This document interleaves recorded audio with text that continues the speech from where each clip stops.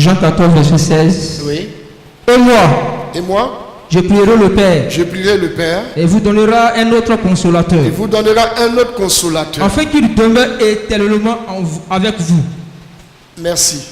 Afin qu'il demeure éternellement avec vous. Éternellement, ça veut dire quoi? Toujours.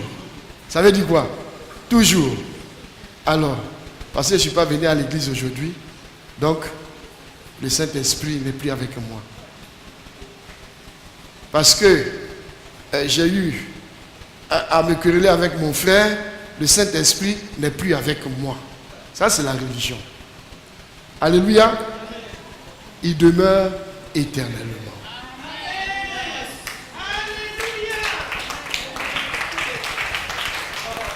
Amen. Mais en même temps qu'il est toujours avec moi, sachez que mon attitude peut l'attrister. Amen. Sachons que le Saint-Esprit est une personne.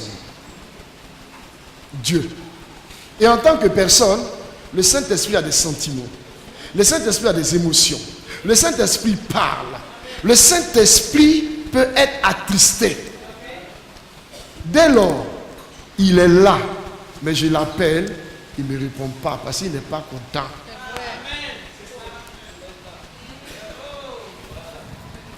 Alléluia.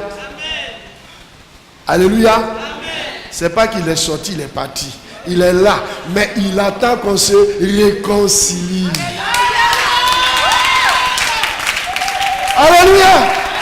Oui, parce que sachons une chose. Nous sommes le projet de Dieu. Nous sommes le rêve de Dieu. Nous sommes tout ce que Dieu a souhaité, a voulu. Et nous sommes la réalisation de ce qu'il a fait. Prenez l'exemple d'un ingénieur qui fabrique un véhicule. Quand il voit le véhicule et que le véhicule fonctionne bien, qu'est-ce qui se passe? Mais c'est le véhicule qui fonctionne bien. Lui, il est content. Ce qui veut dire que Dieu a un seul objectif, que nous fonctionnons bien toujours. Amen. Alléluia. Alléluia. Mais bien aimé, retenons-le. Il est là, toujours. Amen. Toujours. Mais nous avons besoin de le connaître. Nous avons besoin de parler avec lui. Alléluia. Amen. Et d'être familier à sa voix. Parce qu'on peut entendre plusieurs voix. Il y a notre propre voix. Il y a la voix des autres qu'on entend. De quelqu'un, oh, ah, ça c'est une voix. Alléluia. Amen. Et il y a la voix du diable. Et maintenant il y a la voix de l'esprit. Mais pour connaître la voix de l'esprit, c'est tellement simple. La Bible dit que l'esprit, il a dit, c'est Jésus. Amen. Oh, Jésus, c'est la parole. Donc tout ce qui est en conformité avec la parole que tu entends, c'est l'esprit. Alléluia. Alléluia. Et bien aimé. Donc, première chose, retenons que le Saint-Esprit demeure. Il est là, toujours. Même si j'ai mal fait, même si j'ai fait quelque chose de grave, il est là.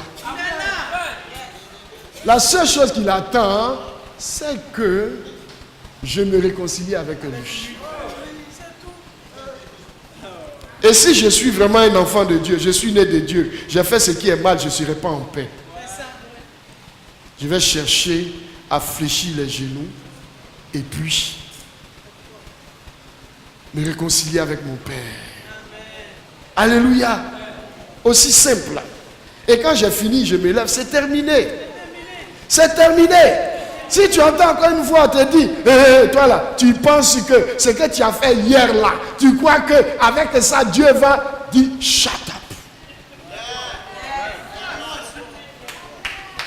Parce que ça, c'est la voix du mensonge. Ce n'est pas la voix de Dieu.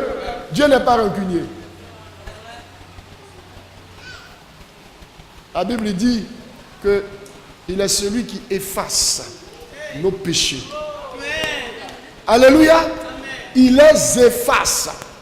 C'est-à-dire avec lui, c'est comme si ça n'avait jamais existé. C'est pourquoi toutes les fois que tu vas avoir un esprit de culpabilité, dès que tu veux faire quelque chose, il y a cette pensée qui te ramène à ton passé. Dis shut up. Et puis dis-lui, si tu ne te tais pas, ce que je vais te dire, tu vas rester tranquille. Tu sais ce que tu vas lui dire? Dieu, il ne fait rien avec toi. C'est pourquoi toi, quand tu as désobéi là, il t'a banni à jamais. Mais moi, j'ai désobéi, il a envoyé Jésus, il m'a racheté. Je suis là. Donc, shut up. Alléluia. Tais-toi. Ne mets plus ta bouche dans mon affaire.